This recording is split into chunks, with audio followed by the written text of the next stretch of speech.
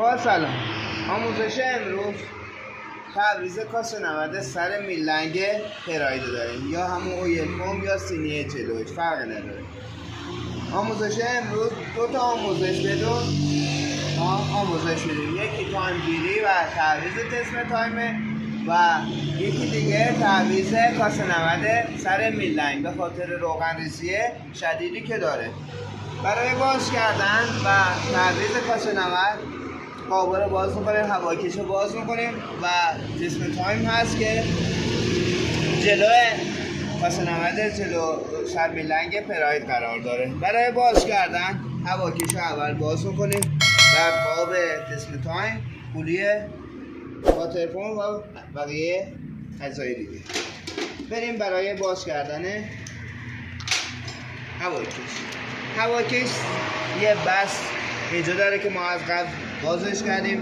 دو تا پیچ این کنار پشت چراغ سمت راست قرار داره، یک کمی جلو که پای باز با بکس 10 ما بازشون میکنیم که از قبل ما باز کردیم. هواکش رو کاملا بیرون میکشیم.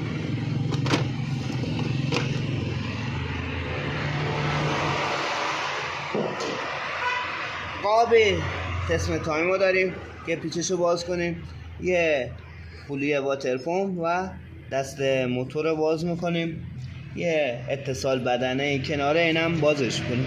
بریم برای باز کردن. سیم اتصال رو باز میکنیم که یه پیچی کنار سرسیلن قرار گرفته. 3 تا پیچ دست موتور داره که با بکس 17 باز میشه. 3 تا پیچ با بکس 17 و با 3 تا بلند 3 تا پیچ رو باز میکنیم که ما از قبل اینا رو باز کردیم.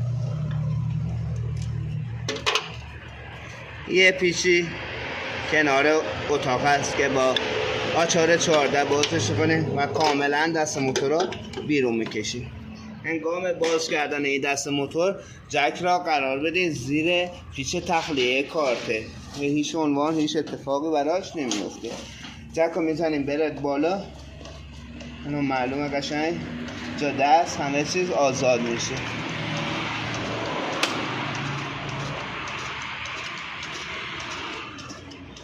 و حدی که میره بالا جکا بزنیم بره بالا، همینقدر کافیه. پولیه واترفون رو داریم، تسم دینامو از جا بیرون بکشیم و پیچ پولیه سر میلنگا. بریم اینا رو باز کنیم و بقیه اجزای ماشین. برای باز کردن پولیه سر میلنگ آچار 21 قرار میدیم، یه تخته کنار اتاق قرار میدیم، یه طرف روی کمپرسور کولر و این طرف هم روی سرشاسته قرار میدیم. با استارت زدن به راحتی این پیچ سر میلنگ هم باز میکنیم. استارت بزن، یکی دیگه باز بزن.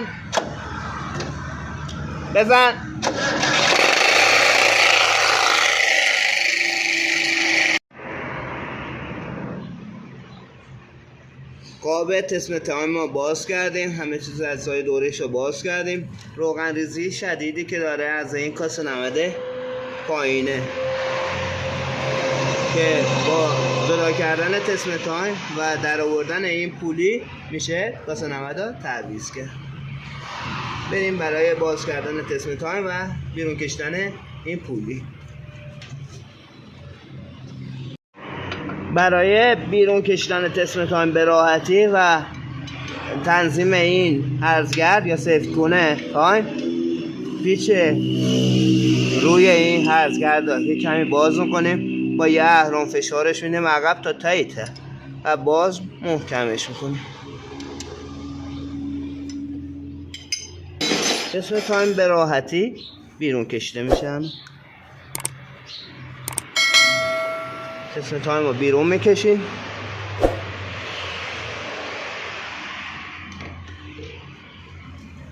یه پیم داره بیرون میکشیمش با انبرد است یا با یه آچار قفلی چی به راحتی بیرون میاد. یه اهرام میکنیم زیر پولی سر میلنگ جداش میکنیم.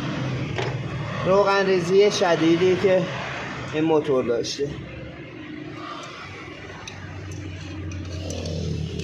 بریم تمیزکاری این قسمت رو انجام بدیم و همین کاسه نمد سر میلنگ رو عوض کنیم، همین کاسه نمد میل سوپاپ رو جفت رو عوض میکنیم که خاطر جمع باشه. بریم برای عوض. کاسه نمد سر میلنگ رو با یه دو سو بیرون میکشیمش.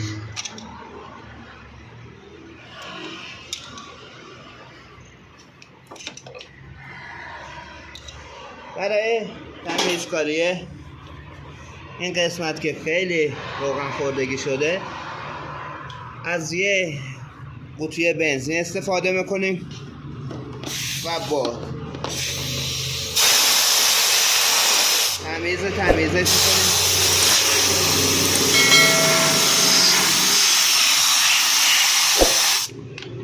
تمیزکاری حتما انجام بدین چون تسمه تایم با روغن سازگاری نداره و زودی نابود میشه. روغن کاملا پاک.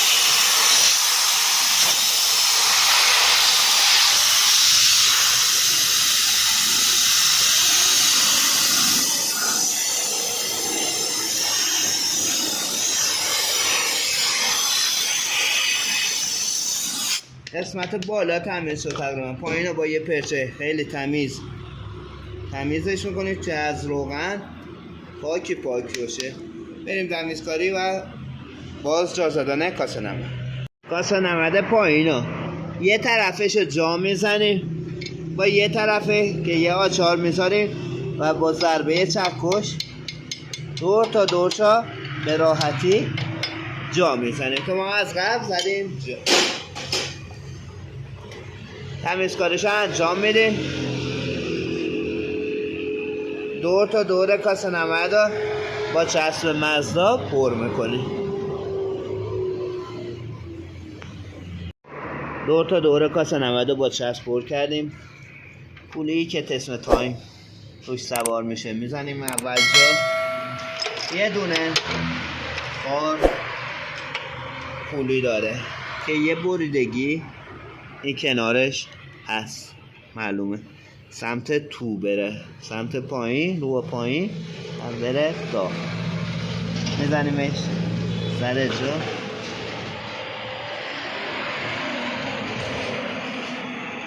میزنیمش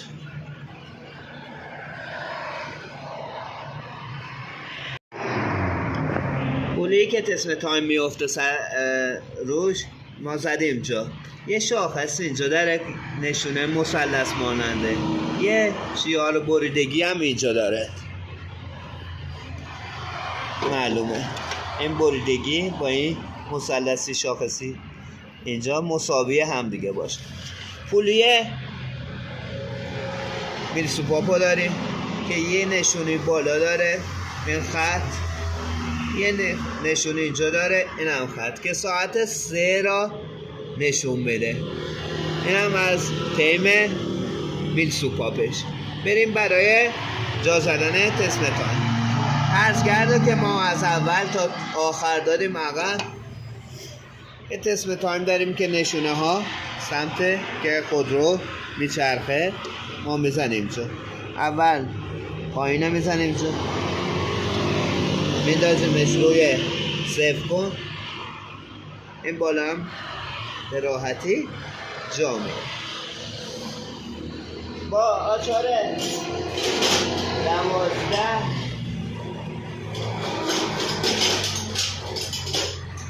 آچار 12 عرضگرد یک کمی آزادش میکنی، خودش به خاطر فنری که داره میاد جلو و تنظیم سفت بودن تسمه تایم رو نشون میده.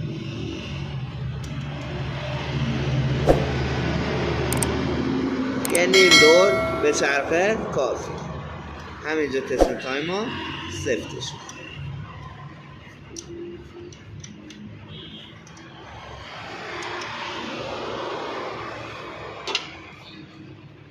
پس این هم از تعویض کاسه نمد جلوی میلنگ پراید و تایم پراید که نشونتون دادم و از میزونی صفر بودن قسم تایم.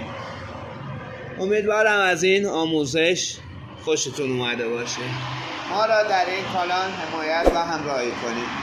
از حمایت شما تشکر فراوانی دارم.